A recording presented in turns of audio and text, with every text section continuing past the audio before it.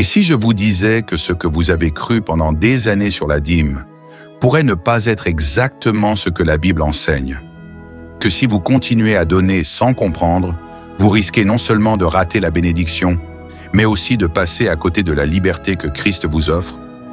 Attention, cette vidéo pourrait bien révolutionner votre compréhension spirituelle et financière.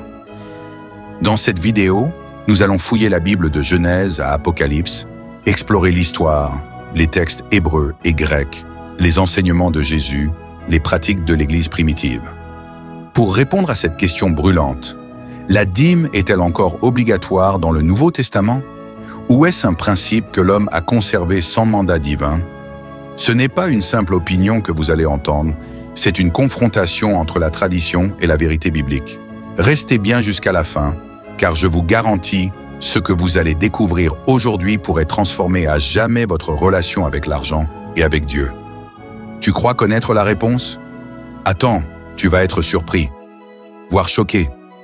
Prépare ta Bible, ouvre ton cœur, et surtout, libère ton esprit de ce que tu as toujours entendu, car ce voyage va tout changer. Tout d'abord, nous devons définir la dîme. Qu'est-ce que la dîme? La dîme vient du mot hébreu « ma'aser », qui signifie littéralement un dixième. Autrement dit, la dîme est un principe de prélèvement d'une portion fixe de 10% sur les récoltes, le bétail ou les revenus destinés à Dieu. Pour comprendre si la dîme est obligatoire aujourd'hui, il faut d'abord revenir à ses racines, là où tout a commencé dans l'Ancien Testament avant la loi mosaïque. Commençons par Abraham et Melchisédek, dans le livre de la Genèse, le chapitre 14, les versets 18 à 20. Abraham, après avoir vaincu ses ennemis, donne la dîme à Melchisédek, roi de Salem, et prêtre du Dieu Très-Haut. Dans ce cas, la dîme apparaît ici comme un acte de reconnaissance envers Dieu par l'intermédiaire d'un prêtre roi. Ensuite, la dîme de Jacob à Béthel, dans le livre de la Genèse, le chapitre 28, les versets 20 à 22. Après son songe de l'échelle céleste, Jacob fait une promesse solennelle en disant « Si Dieu est avec moi, alors la dîme que je t'aurai donnée, je la garderai. » Ici, la dîme est associée à un engagement personnel et spirituel fondé sur la relation avec Dieu. Ces deux exemples précèdent la loi mosaïque, montrant que la dîme n'est pas qu'un commandement légal, mais un principe spirituel ancien. Avec Moïse, la dîme devient un système organisé dans la loi mosaïque. Dans Lévitique, le chapitre 27, les versets 30 à 33. Toute dîme de la terre, soit des récoltes de la terre, soit du fruit des arbres, appartient à l'Éternel. C'est une chose sainte consacrée à l'Éternel. Si un homme veut racheter quelque chose de sa dîme, il y ajoutera un cinquième. Toute dîme de gros et de menu bétail, de tout ce qui passe sous la houlette, sera une dîme consacrée à l'Éternel. On n'examinera pas si l'animal est bon ou mauvais, et on ne le remplacera pas. Si on le remplace, l'animal substitué sera lui-même consacré et ne pourra être racheté. Tout produit agricole doit être consacré à Dieu à la hauteur d'un dixième. Dans Nombre, le chapitre 18, les versets 21 à 26, la dîme est attribuée aux Lévites qui n'ont pas de terre pour subvenir à leurs besoins. Le peuple donne la dîme aux Lévites qui à leur tour donnent une dîme de leur dîme aux sacrificateurs. Elle sert à soutenir les ministres du culte, assurant leur subsistance afin qu'ils puissent se consacrer au service de Dieu. Dans le livre de Deutéronome, le chapitre 14, les versets 25 à 29. Alors tu échangeras ta dîme contre de l'argent, tu serreras cet argent dans ta main, et tu iras au lieu que l'Éternel, ton Dieu, aura choisi. Là tu achèteras avec l'argent tout ce que tu désireras, du gros ou du menu bétail, du vin ou des liqueurs fortes. Tout ce qui te fera plaisir, tu mangeras là devant l'Éternel, ton Dieu, et tu te réjouiras, toi et ta famille. Tu ne délaisseras pas le Lévite qui sera dans tes portes, car il n'a ni part ni héritage avec toi. Tous les 3 ans, tu mettras à part toute la dîme de tes produits pendant la 3e année, et tu la déposeras dans tes portes. Alors viendront le Lévite, qui n'a ni part ni héritage avec toi, l'étranger, l'orphelin, et la veuve qui seront dans tes portes, et ils mangeront et se rassasieront, afin que l'Éternel, ton Dieu, te bénisse dans toutes les œuvres que tu entreprendras de tes mains. En d'autres termes, la dîme est aussi utilisée pour les pauvres, les orphelins, les veuves et les étrangers. Lors des années spéciales tous les 3 ans, la dîme devait être donnée aux nécessiteux.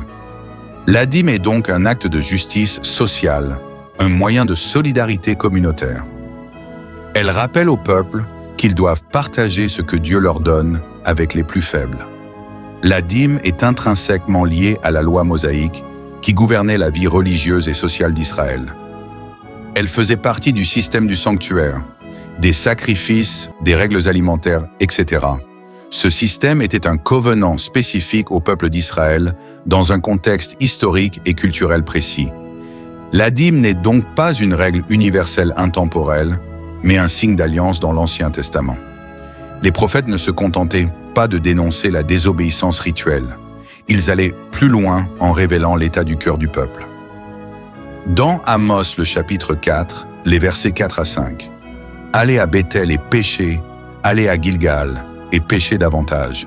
Offrez vos sacrifices chaque matin, vos dîmes tous les 3 jours, car c'est ceux-là que vous aimez, enfants d'Israël. » Ici, Amos dénonce une hypocrisie religieuse. Le peuple donne la dîme régulièrement, mais continue à pécher. Dieu n'est pas impressionné par une obéissance de façade. La dîme ne sert à rien si le cœur est éloigné de Dieu. Pour les prophètes, c'est un baromètre de l'état spirituel, non un simple devoir. Dans le livre de Michée, le chapitre 6, les versets 6 à 8, « Avec quoi me présenterai-je devant l'Éternel? L'Éternel t'a fait connaître, ô homme, ce qui est bien et ce que l'Éternel demande de toi, c'est que tu pratiques la justice, que tu aimes la miséricorde et que tu marches humblement avec ton Dieu. » Michée démontre que Dieu ne cherche pas des offrandes exagérées, même des milliers de rivières d'huile ou son propre Fils, mais une vie de justice, de miséricorde et d'humilité. La dîme ne remplace pas une vie juste. Les prophètes replacent l'offrande dans un cadre éthique et moral. Dans le livre de Malachie, le chapitre 3, les versets 8 à 10, « Un homme trompe-t-il Dieu? Car vous me trompez et vous dites, « En quoi t'avons-nous trompé? Dans les dîmes et les offrandes. Apportez à la maison du trésor toutes les dîmes, et vous verrez si je n'ouvre pas pour vous les écluses des cieux. » Ce passage est souvent utilisé pour exiger la dîme. Mais replacé dans son contexte prophétique, c'est un appel à la repentance. Dieu invite le peuple à revenir à lui par la fidélité dans tous les domaines, pas seulement financiers. La dîme est ici le symbole d'un engagement renouvelé envers Dieu, un acte de foi et de confiance. Les prophètes révèlent que la dîme est un symbole spirituel, non une simple obligation religieuse. Elle révèle l'état du cœur, de la justice et de la relation avec Dieu. L'exigence divine va au-delà des chiffres. Dieu cherche l'intégrité, la compassion, la foi. Et toi, lorsque tu donnes à Dieu, est-ce un geste d'amour ou une obligation?